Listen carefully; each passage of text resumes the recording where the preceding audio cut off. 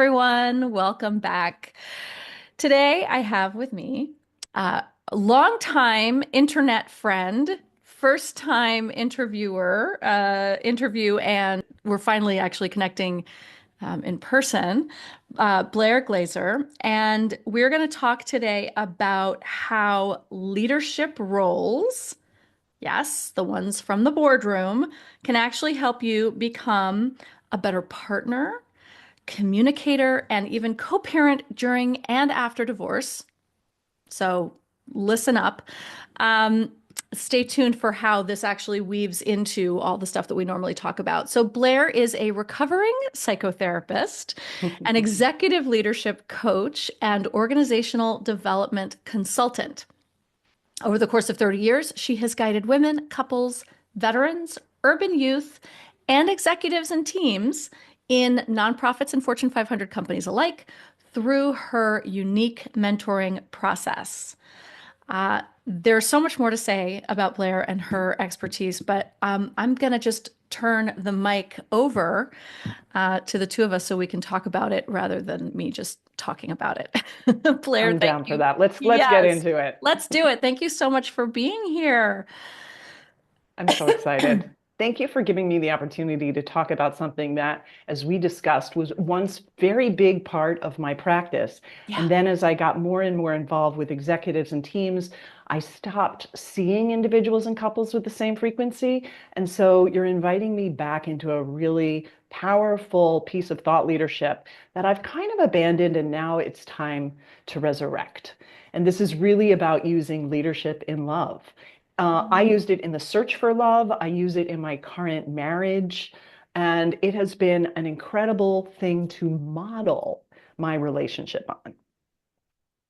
Okay, everything you just said, I'm obsessed with. And I want to the thing that stood out to me first is like you used it as a model to find love. I did. Yeah. So, um, tell me about that. Okay. Well, I just listened to your podcast on the burnt haystack method, which was not around when I was Right. going through this. I didn't get married till I was 49, but that was, 6 or 7 years ago now. And We go with that. And what I love about Bird Haystack is that it is strategic. And like scientific. Exactly. Yeah. Jenny is an academician, and when she put on that hat, her search for love became streamlined. And I went through a similar process. I got to separate myself from all of the drama and anxiety that it is when you're looking for love by creating some space with this leadership idea, right? With this idea Mm-hmm. that I'm going to lead myself through this process. And the way that it happened is that I was still a therapist. I was still working with singles and couples, but I was training to be an executive coach with this incredible mentor named Dick Nodell. Mm-hmm. And I would talk to him about my stuff with guys because he was a guy, and his response was so different. Oh, So, for example, when I listened to your talk about how you fell in love with Evan Ethan. and Ethan, oh, sorry, Yep, thank that's you. okay. That's okay. And there was this great moment in the beginning where you were like, well, yeah, I'd like to do Zoom, but let's make a date for the weekend in case it goes well. That's right. So That's if right. I had I talked to wasn't. Dick about that, he would have said, oh, nice piece of leadership. Uh-huh. Yes. And that gave me a different lens through which to look at the way that I was interacting with guys. And Mm-hmm. he would say, let's see how he leads. Yes. Yes. Right. And this is not about power, which I think is Right. there's a distinction between there's a very strong distinction between leadership and power. Um, in my executive coaching training and work back in the day, um, we would talk about the difference between sort of assertiveness and aggression, manipulation and passivity, right? There's this sort of four quadrants. And that assertiveness, which is sort of where you want to be in leadership, there is no power over. You're not like when you're manipulating, right? It's, I'm okay, you're not okay, right? Or aggressive. I'm Mhm. okay. I have the power, you have no power.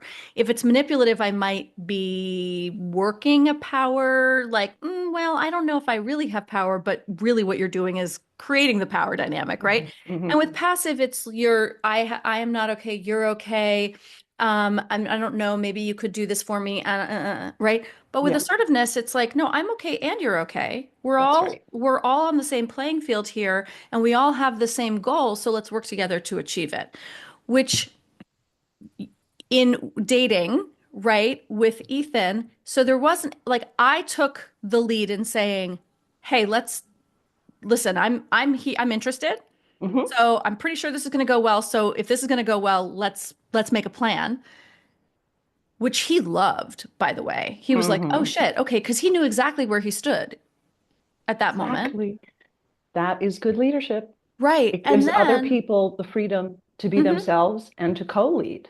right, Yeah, right. Yes, yes. I love that that sort of example of, right, there's co-leadership. It's that's not, right. I am driving this train. No. Because if you are the one driving the train on all the things, then you're not in an You- equal That's right. partnership. That's right. Yeah. I want to back up a little bit. Okay. Um, so Uh, so is this how you sort of came up with the idea of using leadership principles in intimate relationships? Was it like your own sort of dating experience or client experiences? Like, how did this all come to be?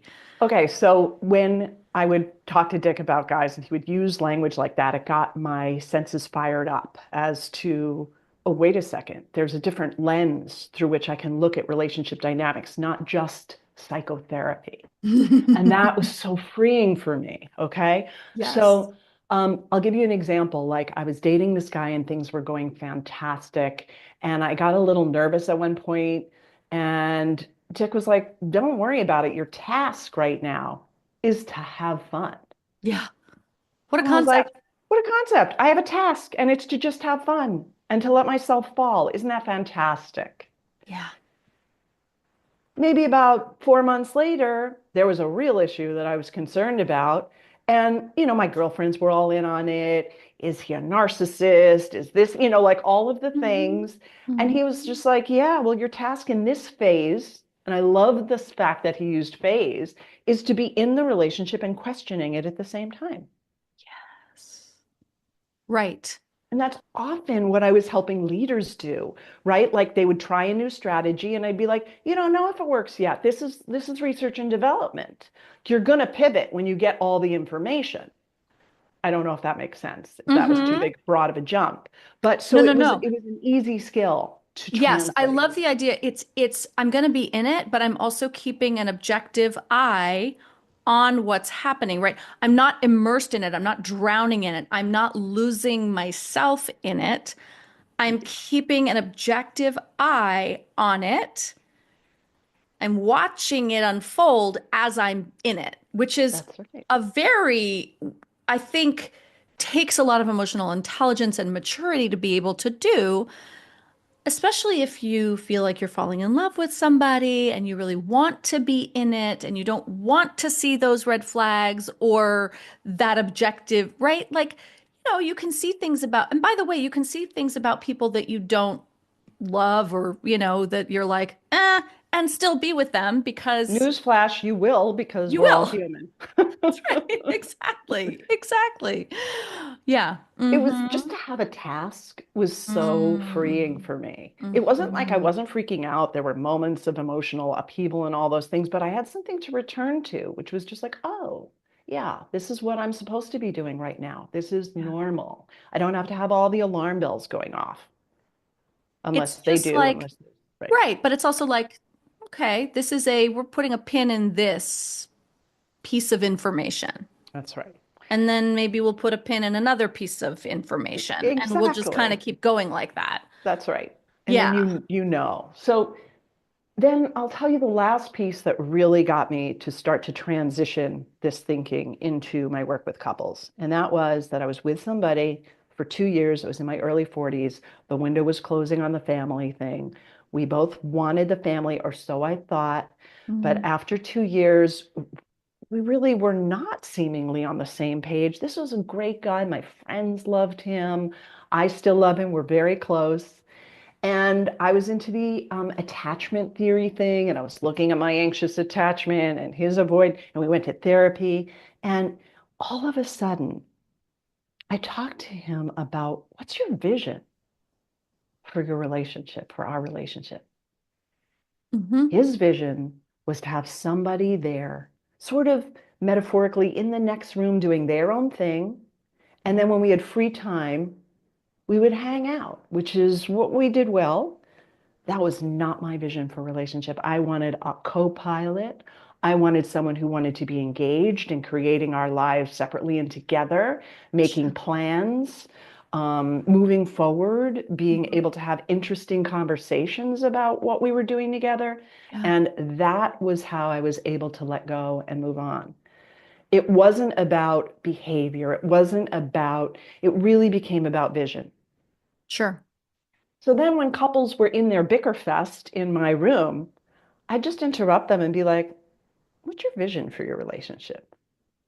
And they go, huh?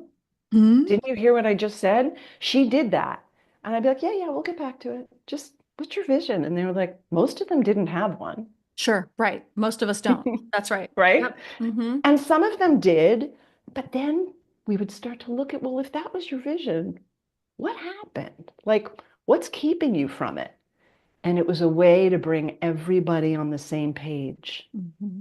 And Hmm. that was the beginning of this thought leadership that I had about a model for relationships based on co-leadership. Mm. I love this. I love this. I do this with divorce, right? Mhm. With my client. Now, I don't work with the couples, with both of them during the divorce, because usually there's only one of them who's sort of um, thinking clearly and strategically, the ones that I'm working with, right? Right. But I do have them uh, do a vision statement for how they want their divorce to go, and it's something I learned from my divorce mediator, which was like, what is your vision and what's the anchor here? What is the thing that we just want to keep coming back to? Which for us was our kid, and for most people, it's their kid, right? Um, but having this vision is so clear because then it's like when things are out of alignment, you go back to the vision and you're Bingo. like, oh, here's the thing that we agreed upon, right? In my leadership training, coach training, we would do quote designing the alliance, right? Which is sort of what are we doing here? That's right. What, Yeah, and exactly. what's interesting, Blair, the training that I did for relationship and organizational systems coaching, right? It was both, and it started out as relationship coaching, relationship coach training, but they then transformed it into leadership coaching because that's became where it was. I think That that's where makes they were sense. making the most money, by the way. Um, Yep. but I went in and I was like, no, I want to do this for relationships and divorce. And the people who ran the program were so excited because they were like, we haven't actually had conversations about these in relationships in a long time, but that's sort of what we started doing, right? And so the idea that it's the same thing is, to me, It's perfectly second obvious. nature to, yeah, exactly. Yeah. Yeah. Totally. Yeah. Yeah. So, I'm curious to know, like, are there traditional models of relationships that are just sort of not working that you felt like this model would help? And like, what do they look like? What are those? Okay, let's just talk about the history of relationship in this country for a little bit. And I'm really talking about marriage, right? Everyone was expected to marry. Hmm. If you didn't, you were a little bit of an outlier. Hmm. Obviously, it was heteronormative and the roles were very clear, Hmm. right? The woman did this, the guy did this. The woman Mm. took care of the house. The man was head of the house, but went out in the world and made the money and things and whatever. It looked something like that. Even if Yeah. people were on a farm or in a village, it looked something like that in the West, in the West. Yes. And thank God that's been upended, right? Because that was not fun, mostly for women. Right. But at the same time, we haven't had anything concrete to replace it. Mm. So, like, for example, um, how are people of the same sex thinking about structuring their relationships? Their thruples are really big right now. How do you structure a thruple? Mhm. With Polyamory intention, right? with With intention, intention. right? Right. And so, what I love about this model that I created is that it's an equal opportunity relationship model. The problem with not having a model is that there's just too much anxiety. And when roles aren't clear and vision aren't clear, anxiety sort of leads us into all of our default behaviors. Mm. Mm-hmm. And Mm-hmm. it's not that our defaults aren't going to come out, but as you said earlier, if you have clarity of vision and of roles, you have something to go back to, something to help you back out of the morass. Does that Mm-hmm. make sense? Yes, 100%. So let me, I want to, you're using a word that I want Mm-hmm. to clarify, which is Mm-hmm. roles. Mm-hmm. And roles in this context are not, right? There are outer roles, right? Executive leader, psychotherapist, coach, what You have you, got it. right? And Mm-hmm. then there are the inner roles that we take on in relationships, That's right? right. Right. So let's talk about what you mean when you talk about roles. Okay. I encourage everyone in a relationship, and sometimes not, to do what I call a role audit. And that means that you look at all the ways that you show up in relationship. And that is from the outer roles, right? Some people do the housework more, some people are the fixers, and then there are the emotional roles, vixen, seducer. Um, there's the fun roles. I like bitch as a fun role, but it can also be a very destructive role. You do this without judgment, Uh-huh. but we Yeah. all play, we all play all these different roles in relationships. If there are ones that you really want to start to look out for, and that's the kids. When you start acting Mm. from your wounded child in Mm-hmm. relationship, Yeah. that's, as we know, can be a real problem. If you have intention and you have consciousness, you can start to bring awareness to that because if you're being a kid, then your partner's going to be recruited into the role of parent, and that does not do well for sexuality. Nope. It puts a big drain on the relationship and it impedes your ability to lead because children are reactive and good leadership usually doesn't come from reactivity. Mm. Mm. Yes. And again, we're not talking about one person leading. We are talking about this co-leadership where That's right. I might take the lead in one aspect, but my partner will take the lead in something So else, let right? me actually talk because that's really where the Yes. model gets interesting. Great. Let's talk about the model. Okay, let's talk about the model. Let's talk about I'll the model. walk you through the four parts in a minute, but let's just Hmm. finish this piece about roles. Yeah. So, couple I know fighting about money constantly. One person would want to spend it on this thing, the other person would say it's not the right thing. They were constantly fighting about money. One person brought in more money, the other person was better at thinking about money. Mm. And Okay. so what we did was we had one person be the CFO and Great. really had more authority with financial decisions, but also took care of the balancing of the budget, Hmm. the calls with the right investment person, doing what they could to take care of what they had. And that was a redistribution of power that everyone was on board for, if that makes Yes. sense. Yes, absolutely. Totally. And it calmed everything down. So in my relationship, I'm terribly gender stereotypical, but I am the CKO. I am the kitchen master. I know what's in the kitchen. I know when we need to go shopping. I know, I'm doing most of the cooking, Hmm. but I also delegate. So I'm Mm. like, hon, I got work tonight. Dinner's on you. And I also give feedback. Like we have this big joke. He's good at making meatloaf. And so he made meatloaf one night with no sides. And I was Oh, like, that is acceptable dinner. that's So, not dinner, honey. that's not dinner, honey. God love him. But but like we're He's very like, but there's breadcrumbs and there's tomato paste in just there. It's no. It's like a one pot thing. No.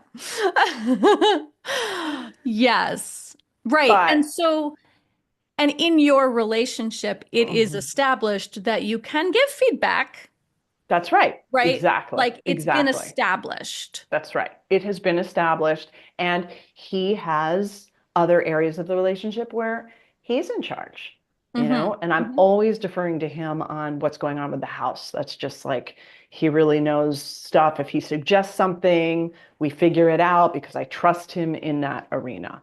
Yes. And sometimes we fight and sometimes we negotiate, but it's really, and that's another part of the model is how to fight well and Mhm. what kinds of things you want to be fighting about and how to avoid the destructive fights that eat into the fabric of your connection.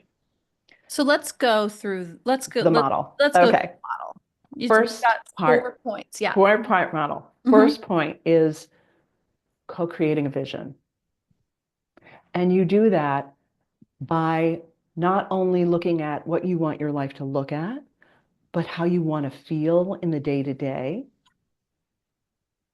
and also establishing, and this takes some time, it's not a one night process, but establishing what I call a log line for your relationship so that Oh, you know what you're doing together, yes. so that when you're off course you can find your way back. So just to give you an example, in my relationship we are walking each other into our professional and creative mastery. Oh, I love that. That is what we're doing together. It clears up so much stuff. Mm-hmm. Another couple decided that they really were interested in making their lives and their worlds beautiful. Their home is gorgeous. Their gardens are gorgeous. They Mm. do this together. They get a lot of joy out of it. They invite people over. They have beautiful, that's like their aesthetic joy is where they bond the most. Wow. Yeah. Now some couples, and this is interesting, I think this might appeal to some of your audience, Mm-hmm. base their relationship on spiritual growth. Mm-hmm. Yep. And, that's Write about about like that in my book. Mm-hmm. working through a lot of stuff together. That's Mm-hmm. when your relationship is going to be about deep personal work. That's extremely satisfying for people who are really interested in personal development. For me personally, it became too much work. Ah, yeah.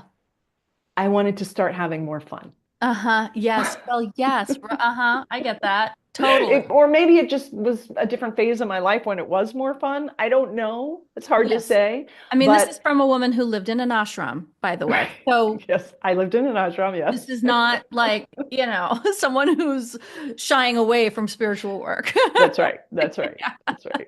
It's hard to tell. It's hard to tell if it was a life phase thing where I grew out of it. But I also did start to, in the couples that came to me that were working with that model, see how all-encompassing it can be. And I would often nudge them into just finding ways to have a little more fun along with the processing. I can see the spiritual growth as being part of, Yes. like, it's definitely something that I don't ever want to abandon, but Mm. also like I don't know that I need it to be the priority of my relationship.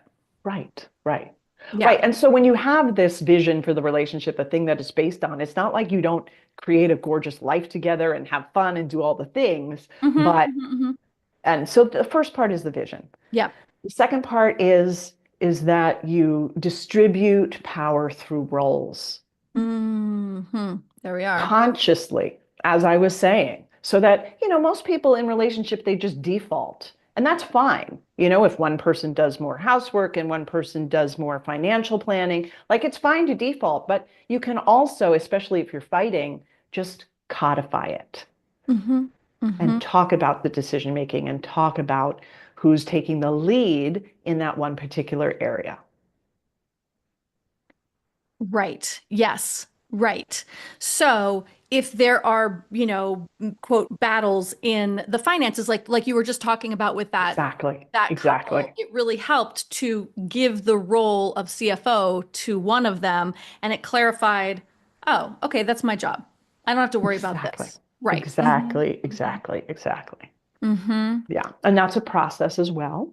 And Sure. you can also begin to look at like roles that you're playing that aren't working. I encourage couples to do a role audit and just have a frank conversation like, yeah, I'm too much in the housework. It's not working for me. This is a couple problem. This isn't just my problem. It's just an emotional problem. It's a couple problem. That's exactly right. I always say that if there's something that's not working for one person, it's not working for the relationship. That's So right. you've got, I hear people all the time say, like, well, I bring these issues to my husband and he just is like, well, sounds like a you problem. And it's like, no, no, no, no, no. If it's a problem for me, it's a problem. And if the other party is not willing to address it or take responsibility for a relationship problem, you kind of hit a stalemate. That's right. Hmm. Yeah. Yeah. Yeah. Okay, so number three. Number three is fighting fair, Mm, learning the purpose of conflict in your relationship. okay. So that's a process in which you learn to distinguish destructive fights from constructive ones.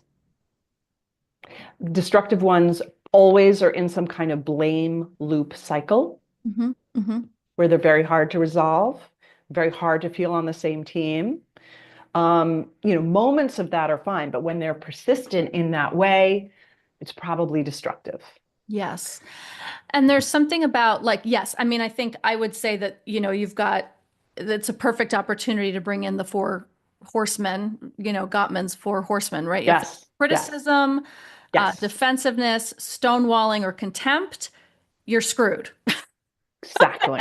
And so ground rules are important. So that's Hmm. the next phase, establish safety for conflict. Uh-huh. And that is, and this is Gottman oriented, right?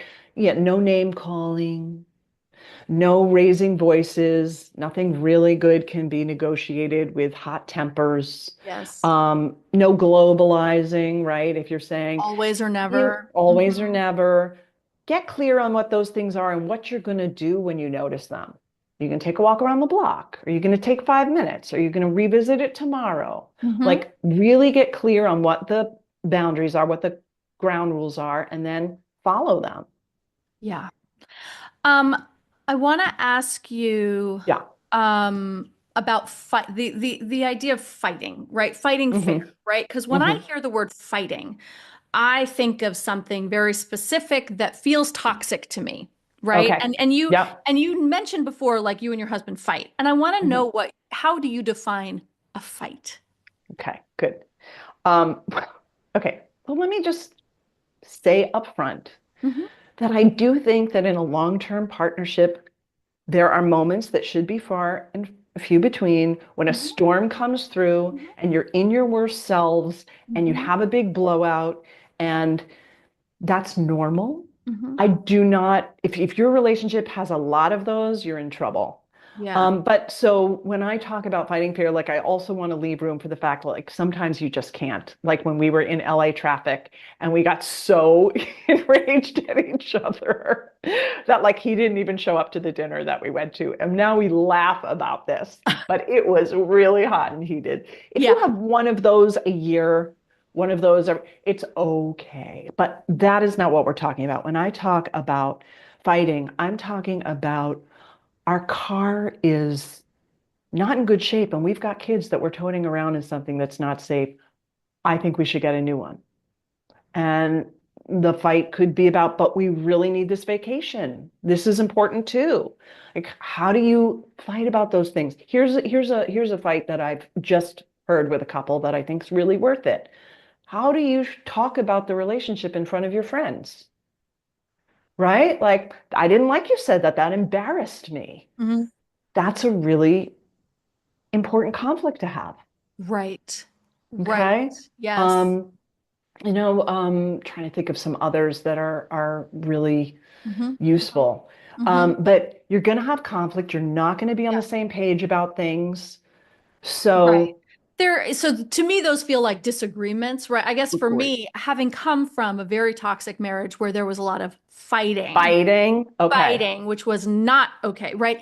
To me, it's like, I don't, I feel like I don't fight in relationships anymore. Like I am very clear in my communication. If I don't like something, I'm gonna, I will say, hey, this thing that you did kind of bothered me, or I felt really like, I don't like that. Like, I need you Hmm. to not do that. It's not a Hmm. fight. It's a, No. it's a sort of declaration of a preference or a something that bothers me. And I guess how it's received, how I communicate it to somebody is, the I am responsible for my communication, for communicating in a way that is clear, and maybe non-confrontational, and in a way that I need to know my partner well enough to know how that is going to land, right? Exactly. That's Because strategy around fighting. right, if Hmm. my trigger rubs against your trigger, I have to be conscious of that to say, "Hey, listen, I know this is a delicate issue for you, and I love you, and there's this thing that's happening that's really bothering me, and, can we talk about it?" As opposed to, "Why do you always fucking do that? It drives me fucking crazy." Right? Completely. Yeah. Mm-hmm. Unless, I mean, and again, this is what I think is freeing about the model. There's some people culturally who actually like the freedom to be able to talk to each other that way. I am not one of them. No. But, for some people, it's actually a turn on. If it's conscious and they're fine being like, why the fuck do you do that? I hate that shit. And the other person goes, I don't know. Why are you coming off like such a bitch? And then the person says, I don't know. And they Fuck find off. Fuck themselves you. in Fuck you too. And then we're having sex in the exactly, shower. exactly, Right. right? Okay. Okay, whatever. So Yeah, sure. there is a lot of taste involved with it, and I appreciate the semantics, right? So maybe we could call it conflict. Mm-hmm. Mm-hmm. I'm really into negotiation, right, which is a leadership term. I think that when you're negotiating, you're in the right place. That's right. Two things I want to talk about that you mentioned that sparked about the fighting thing, and then we can get to the last piece, Mm-hmm. which is that there are strategic approaches, as you were just exploring and out loud how you strategize, right? If this is going to trigger my partner, there's a different way that I have to approach it. That's right. And one of the things that I always talk with my leaders about is pattern recognition. Mm. What happens as you move towards growth with your team? You'll notice that they'll do this or they'll do that, and then correcting from there. And that's kind of true with fights. Fights tend to break out around certain things, like going to the airport, or, every time the kid goes to school, like there's certain transitions that spark fights. And Yes. so if you can get a little hip to those patterns, you Uh-huh. can start to do playful things like preempt them, like Mm. say, so, how are we going to fight on the way to the airport today? Yeah. Should we do it online in front of everybody once we get into the ticket thing? Should we do it in the car, in the Uber, Um, and it's just a fun way to prep everyone for the fact that it's going to be an anxious time and there could be some leakage. Yes. Yeah, I love that. I love that. Right? You know it's going to happen. So like let's hit it, and hitting it with humor is always a good one. And in advance, Often. right? Often, Yeah, not always. yeah, Yeah. yeah. Mm-hmm. So I Mm-hmm. love preempting. And then this is one I'm sure you know, and it's called something in many different styles of relationship management, but it's the narration. It's when you just speak very plainly what's happening in your heart and mind. Something like, it's really interesting how much I want to rip your head off right now. Yeah. And that takes a lot of emotional intelligence. But it often just, when you narrate the fight, it Mm-hmm. gives you both a little space from it Mm-hmm. to lead your way into a different way of being. Mm-hmm. Yes. There was this great, I think it was a HuffPost article about like funny things that couples do to like have conflict in a better way, whatever. And one of them was that a couple had a rule that anytime they started fighting, they had to put on party hats. So, and then, which I mean, how, right? Now, I first love of it. all, when I'm triggered, if you tried to put a party hat on my head, I would probably punch you. Yep, But yep. also, if you tried to do it, I'd see where you're going, and it would give me a little pause, right? Like Tiny little just bit of that space in tiny there. little That tiny space. little bit of space. Exactly. Always looking for the space. Yes, that is the most important, is that little bit of space where you can go, okay, this is ridiculous. Or here we go again. Wow. Right, right, Right? Which is right. that narration piece. Yeah. And then another one was that you get a little toy stuffed elephant, and that anytime there's like a mess or something that's like we have had this fight over and over and over again, you just put the toy elephant next to it and it's the elephant in the room. Like we're not going to talk about the fact that you left the dishes in the sink again. I'm just going to put the elephant in the sink with the That's right. dishes. That's right. That's so perfect. Yes, signals. Signals and oh, they work so well. So much sometimes better than expressing oneself, right? Yes, Yeah, expressing your absolutely. feelings, yeah, which can get Right. very messy and yeah. Right, Yeah. exactly. It's like I'm really, it's like that conversation is like sort of an imago model of like, I feel very sad that you left the dishes in the sink again. It triggers my feelings of taken advantage of. Like we've had this You conversation feel 150 very times. sad that I left the dishes in You're the sink and you feel triggered. Now we're all good, right? now we're great. Now we're Now great. we're great. Right. Instead, I'm going to put a fucking elephant in the sink. So much better. So much better. So, So the okay, last let's go with part, the fourth. let's go Yes. with four. The Yeah. four is maintenance. Mm-hmm. Mm, Now, mm. borrowing this from the boardroom, as you said earlier, it would be akin to a performance review, but I do not like the word performance. So I call it maintenance. Yeah. And this Performance is review. I've come to review your performance in this relationship. Oh my God, how awful. awful. No, but this is like a retreat, I call it, where you take the afternoon off once a season, twice a year, depending on, where you are in your relationship, and you take stock. Yes, How I are we love it. doing? What's working? You always start with what's working, even if you have to repeat what's working every time you do it. Always start with what's working. That's right. That's right. Like I don't want to, I'm not sick of hearing about how great our sex life is or how like how much fun we have. I'm not sick of hearing that. Never Repeat hurts it. to repeat it, That's repeat it, right. repeat it. What's working? Uh-huh. The next thing is, what would you like to see shift? It doesn't have to be what's wrong. It's just what would you like to see shift moving forward? Mm-hmm. Mm-hmm. And then I do recommend in these maintenance afternoons or retreats a little bit of a catch-all for those things that are irritating, where you just get to say them and you don't have to process them. Mm. We don't have to do anything about this. I just need to say it. Exactly. Uh-huh.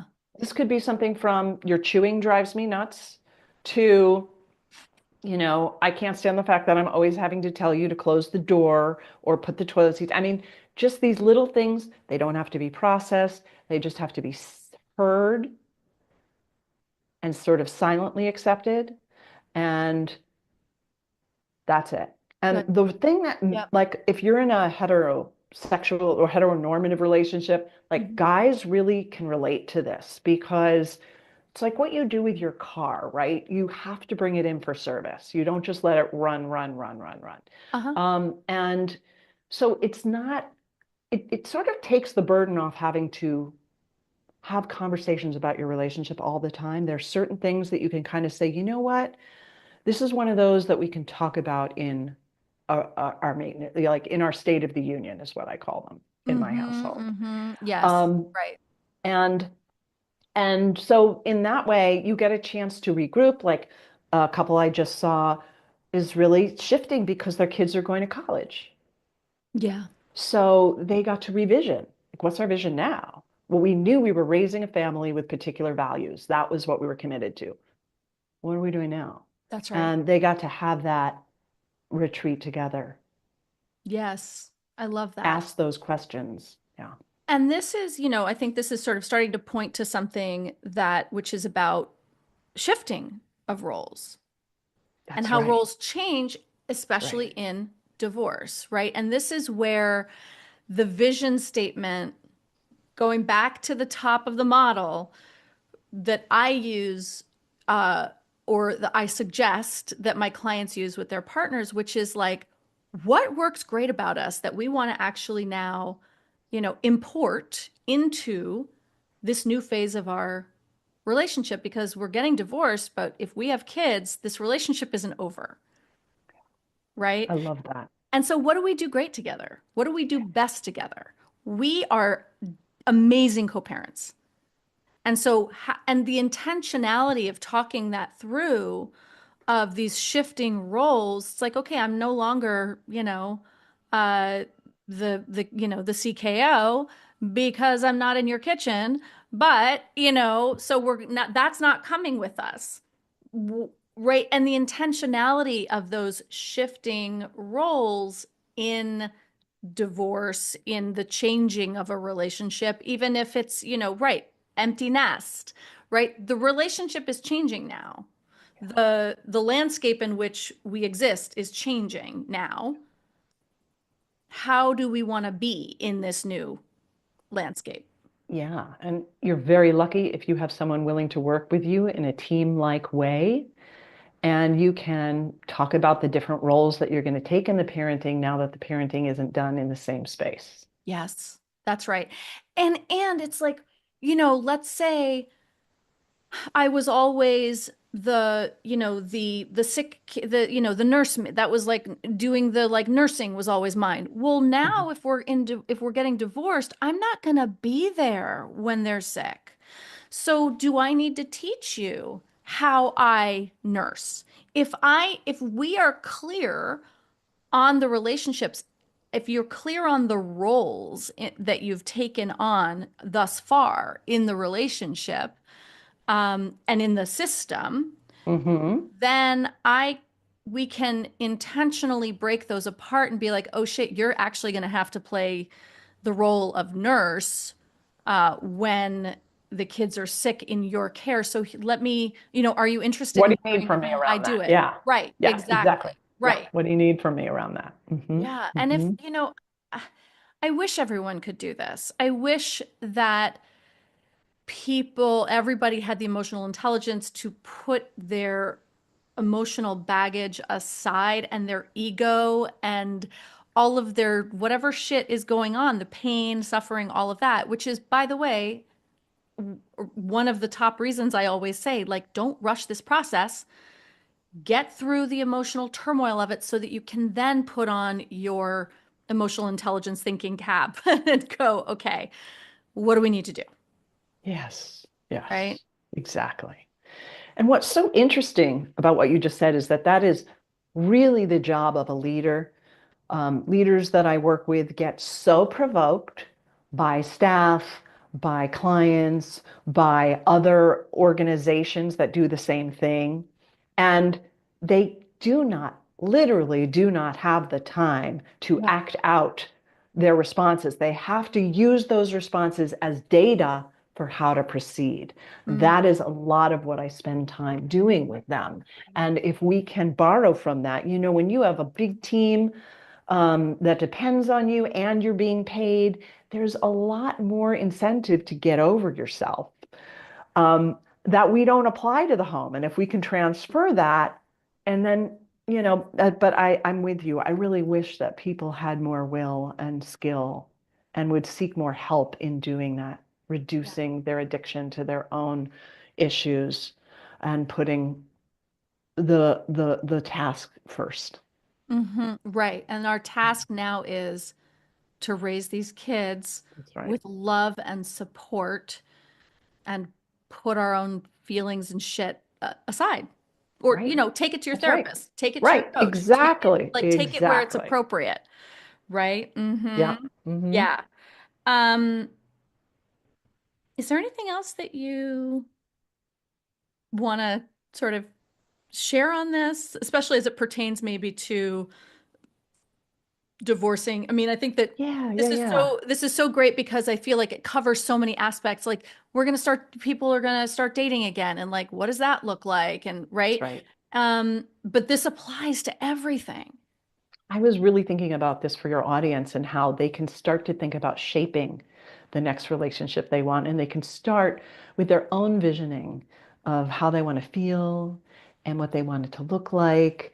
Mhm. One of the questions I really like is, what's an ideal weekend Mm, with your partner? mhm.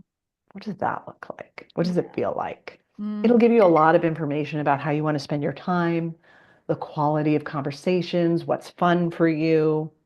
Um, But also, what I really appreciate about your approach to divorce is that you have marked it in phases. Mm, And that is not only true in finding new love, there are certain phases, there are certain markers in creating a sustainable relationship, but then the relationship itself, once you've committed, goes through cycles and phases. mhm. Cycles and phases of being closer, being more apart, That's right. and understanding that after you've been through a divorce and sort of gone through everything just by the seat of your pants gives you the perspective to make different choices about how you want to react, how you want to spend your time, what you can do when a relationship doesn't look exactly as planned for reasons that are beyond your control, um, if that makes sense. It does. It does. I love all of this. Um, so you have, people can find the model, Hmm. on your website. That's Yes. You right. want to tell people where to go and how to find you and Yes. all of those My things. website is my name, blairglaser.com. For listeners of this podcast, I'm offering a special introductory call, um, for individuals or couples who would like to be trained, I call it. I'm more of a trainer than I am a therapist, even though I have a license as a therapist, um, to think in this way, to help remove, as we just discussed, the propensity to just let the baggage lead, to be thinking about relationship or moving into relationship in a different way with more strategy, intentionality, etc. Being able to think about your roles in a new way. For anybody interested in that process or who's struggling and wants a different way of approaching love, I welcome them to go to blairglaser.com YDSG, which is your divorce survival guide, for a special offer. Amazing. So that's just for clarification, it's blairglaser.com, Glaser,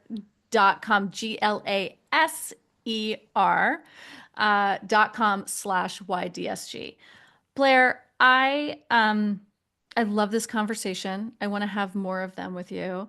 Um, is there just one takeaway that you want everyone to remember from this conversation? We didn't talk about it, but I think what I'd like to invite people to do moving forward, the first thing that you can do to bring more leadership into your life, into your love life, is to start asking better questions. Mm, Oftentimes the questions that we're asking are too big, like should I stay or should I go? That might be too big in the moment. sure. So find the questions of you, of your partner, if you have one, that bring clarity, relief. Something that I think of for people going through divorce is like, how do I want to lead myself through this grief and through this opening? Love that. I love that. How do I want to lead myself? Right? We've been talking about leadership Hmm. and leading and co-leading and leading in the relationship, but how do I want to lead myself? Yeah. Beautiful. Blair, thank you so much. This has been such a great conversation. So fun. Thank you for inviting me. I appreciate it deeply. Yeah.